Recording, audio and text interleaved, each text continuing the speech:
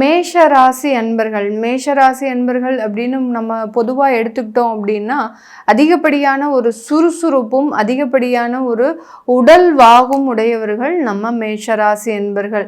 எந்த ஒரு கடினமான வேலையையும் மிகவும் எளிதாக செய்து முடிக்கும் திறமை உடையவர்கள் இந்த மேஷராசி அன்பர்கள்.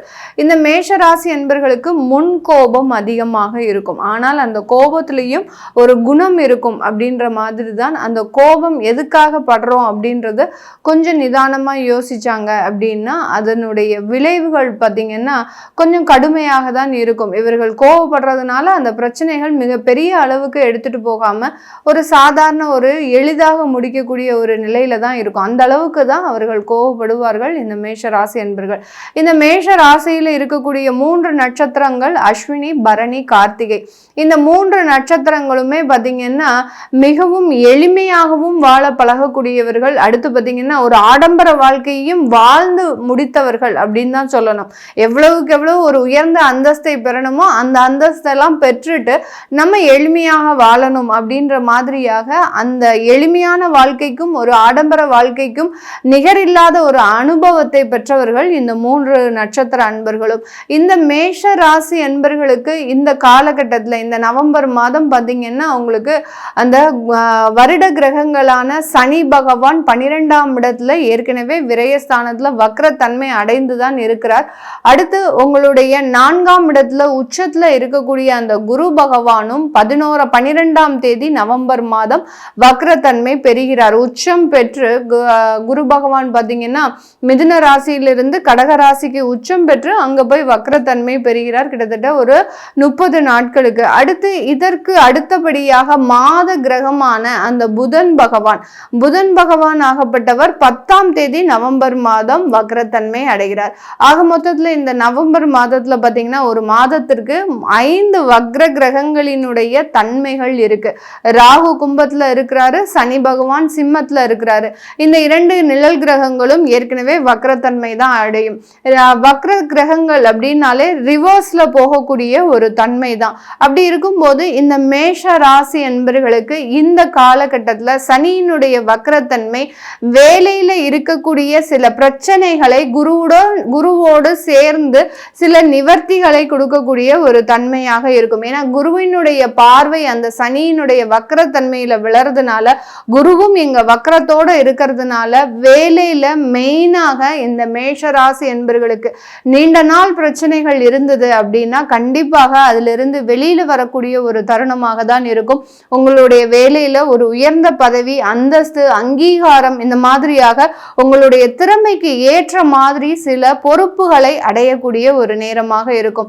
ஏண்டா வேலை செய்யறோம் அப்படின்ற ஒரு சலிப்பு தன்மை விடுதலை பெற்று ஒரு நல்ல ஒரு சுறுசுறுப்போடு வேலை செய்யக்கூடிய ஒரு தருணம் தான் இந்த ராசி என்பர்களுக்கு இந்த வக்ரத்தன்மை கொடுக்க போகுது. அடுத்து புதனாகப்பட்டவர் உங்களுடைய 8ஆம் இடத்துல அந்த வக்ரத்தன்மை அடைகிறார். அந்த வக்ரத்தன்மை அடையும் போது அவர் 7ஆம் இடத்தையும் ஆக்டிவேட் செய்யறதுனால திருமண வரன்கள்ல இருக்கக்கூடிய தேவையில்லாத ஒரு பாதிப்புகள் இந்த இடத்துல உங்களுக்கு விலகுவதற்குண்டான ஒரு நேரமாக இருக்கும்.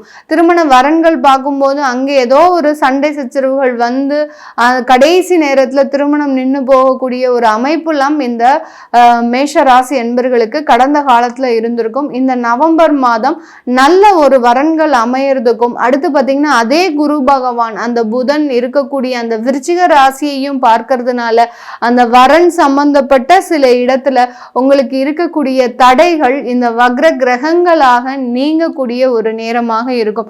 இந்த குருவனுடைய கட்டுப்பாட்டுல இந்த சனியினுடைய வக்ரத்தன்மையும் அடுத்து புதனுடைய வக்ரத்தன்மையும் நிகழ்றதுனால கண்டிப்பாக இந்த 2 இடங்கள்ல இந்த மேஷ ராசி என்பர்களுக்கு ஒரு நல்ல ஒரு நம்பகத்தன்மை பெற்று அடுத்த கட்ட ஒரு வளர்ச்சியை அடைவதற்குண்டான ஒரு நேரமாக இருக்கும்.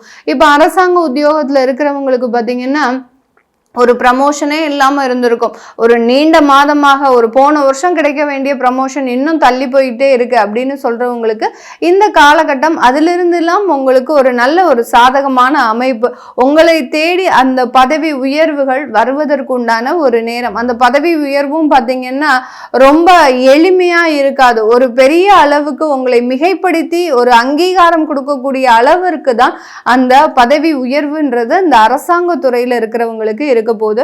அடுத்து தொழில் செய்யக்கூடியவர்கள், அந்த தொழில் செய்யக்கூடியவர்கள்ல பாத்தீங்கன்னா ரீட்டைல் ஷாப் வச்சிருக்கிறீங்க, அந்த மாதிரியான ஒரு பிசினஸ் வச்சிருக்கிறீங்க அப்படின்றவங்களுக்கு இந்த காலகட்டம் நல்ல ஒரு விற்பனை அளவு அதிகரிக்கும். கடந்த காலத்துல விற்பனை இருந்திருக்கு இந்த ராசி என்பர்களுக்கு.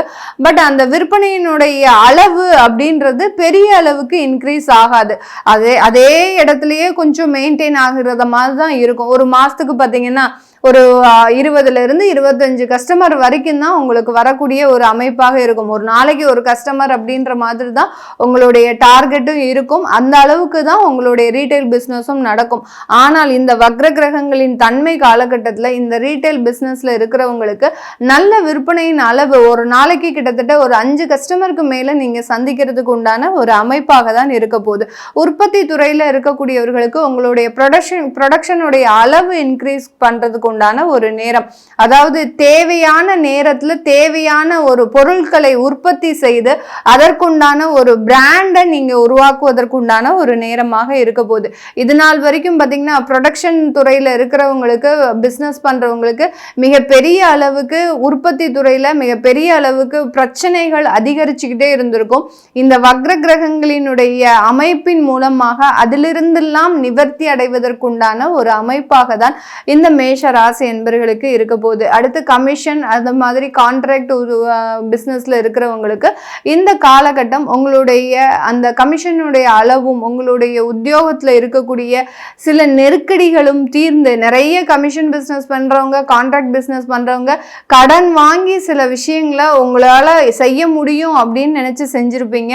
அதிலிருந்து வெளியில வர முடியாத அளவிற்கு ஒரு நெருக்கடியில மாட்டிட்டு இருப்பீங்க. அந்த பக்கம் அதாவது ஃபண்ட்ஸை ரொட்டேட் பண்ணி நீங்க சில இடத்துல சிக்கல்ல மாட்டிருப்பீங்க. இதுல இருந்தெல்லாம் நிவர்த்தி அப்படின்றது இந்த வக்ர கிரகங்கள் முழுமையாக கொடுக்கக்கூடிய ஒரு தருணமாக இருக்க போகுது. வெளியூர் வெளிநாட்டுல இருக்கிறவங்களுக்கு இந்த காலகட்டம் நல்ல ஒரு வளர்ச்சியையும் உங்களுடைய வேலையில ஒரு மாற்றத்தையும் உருவாக்கக்கூடிய ஒரு தருணம். இந்த காலகட்டத்துல அக்டோபர் மாதத்துல நீங்க வேலையை விடக்கூடிய ஒரு சிச்சுவேஷன்ல இருந்தாலும் இந்த நவம்பர் மாதத்துல ஒரு முழுமையான ஒரு வேலை கிடைப்பதற்கும் அட்லீஸ்ட் ஒரு பார்ட் டைம் ஜாபாவது கிடைப்பதற்கும் உண்டான ஒரு மாற்றங்கள் கண்டிப்பாக இந்த வக்ர கிரகங்கள் இந்த மேஷ ராசி என்பர்களுக்கு முழுமையான ஒரு சாதகமான ஒரு பலனை கொடுக்க போகுது. இந்த காலகட்டத்துல கல்வி சம்பந்தப்பட்ட ஒரு வளர்ச்சின்றது ஒரு அபரிமிதமான ஒரு வளர்ச்சியாக இருக்கும். ஏன்னா புதன்றது அந்த கல்விக்காரகன், அவர் வக்ரத்தன்மையோடு இருக்கிறதுனால ஒரு அபரிமிதமான ஒரு வளர்ச்சின்றது இருக்கும். யாரெல்லாம் தேர்வுகள் எழுதிட்டு இருக்கிறீங்களோ, அதாவது அரசாங்க உத்தியோகத்துக்கு தேர்வுகள் எழுதலாம், இல்லை உங்களுக்கு டெவலப்மெண்ட்டுக்கு உண்டான ஒரு தேர்வுகள் எழுதலாம். இப்போ ஐடி சாஃப்ட்வேர் இண்டஸ்ட்ரீஸ்லாம் இருக்கிறவங்க உங்களுடைய ப்ரமோஷனுக்காக சில தேர்வுகளை எழுதலாம். அதுலலாம் பார்த்தீங்கன்னா ரொம்ப பெரிய அளவுக்கு உங்களுடைய அங்கீகாரம் அப்படின்றது கண்டிப்பாக கிடைக்கக்கூடிய ஒரு நேரமாக இருக்கும். இதெல்லாம் இந்த மாதத்துல நம்ம வக்ர கிரகங்களின் தன்மையின் வைத்து நம்ம பலன்களை கணிச்சு சொல்லியிருக்கிறோம். இதுல என்ன ஒரு நமக்கு ஒரு மிகப்பெரிய ஒரு நன்மைகள் கிடைக்கும் அப்படின்னா, நிறைய பேருனுடைய ஜாதகம் நிறைய கிரகங்கள் வக்ரத்தன்மையோட இருக்கும். இதே மாதிரி 5 வக்ர கிரகங்கள் உங்களுடைய ஜாதகத்திலையும் இருக்கு அப்படின்னா இந்த காலகட்டத்துல என்ன மாதிரியான ஒரு மாற்றங்கள் இருக்கும் அப்படின்றத நீங்க தெரிஞ்சுக்க விருப்பப்படுவீங்க அப்படின்னா கீழே இருக்கிற நம்பருக்கு நீங்க வாட்ஸ்அப்ல அப்பாயின்மெண்ட் வாங்கிக்கிட்டு கன்சல்ட் பண்ணிக்கலாம். உங்களுடைய குழந்தைகளுக்கு ஜாதகம் எழுதணும், நியூமராலஜி படி பெயர் வைக்கணும்னு நினைக்கிறவங்களும் கீழே இருக்கிற நம்பருக்கு வாட்ஸ்அப்ல மெசேஜ் அனுப்புங்க. உங்களுக்கு உண்டான பதில்கள் தெரிய வரும். உங்களிடமிருந்து விடைபெறுவது உங்கள் ஆஸ்ட்ரோ பூர்ணா. நன்றி, வணக்கம்.